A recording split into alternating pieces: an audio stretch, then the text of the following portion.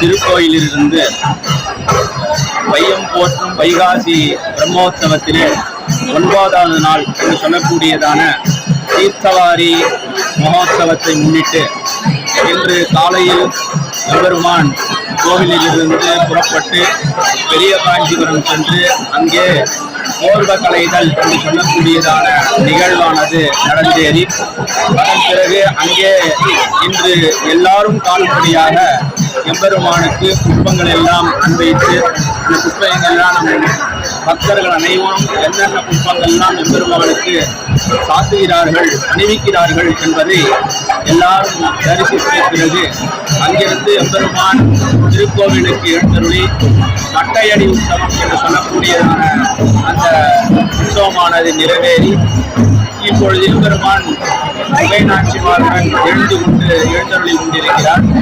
இதை எழுந்தருளி இங்கிருந்து முத்துத்தாள் மண்டபத்துக்கு எழுந்தருளி அங்கே எம்பெருமானுக்கு ஆராதனைகள் பூஜைகள் எல்லாம் செய்வித்து பிரணத்தார் ஹரவரதர் என்று சொல்லக்கூடியதான தீர்த்தவாரி என்று சொல்லக்கூடிய அந்த நிகழ்வுக்காக எழுந்தருளி மலையில் இருந்து அந்த எம்பெருமானை எழுந்தருளை சொல்லி அவருக்கு விசேஷமாக ஆராதனைகள் பூஜைகள் எல்லாம் செய்வித்த பிறகு அவருக்கு தனியாக திருமஞ்சனம் என்று சொல்லக்கூடியதான் நிகழ்வை ஆன பிறகு அவரை அர்ச்சக சுவாமிகள் எல்லாம் கையில் கண்ணாடியும் கையில் எடுத்துக்கொண்டு இங்கே இருக்கக்கூடியதான நம்முடைய திருக்குறத்திலே அழகாக அவபக ஸ்நானம் என்று சொல்வார்கள்.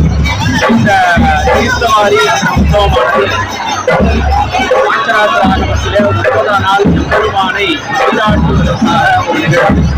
இந்த நிகழ்விலே யாரெல்லாம் எம்பெருமானுடன் இந்த திருக்குளத்திலே வந்து நம்மிடத்திலே அதை தீர்த்தவாரி செய்கிறார்களோ அதை உடைந்து நீராடுகிறார்களோ அவர்களுக்கு எல்லா விதமான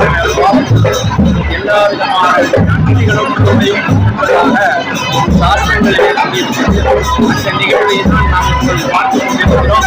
எம்பெருமானால் எழுத கொண்டிருக்கிறார். கல்யாண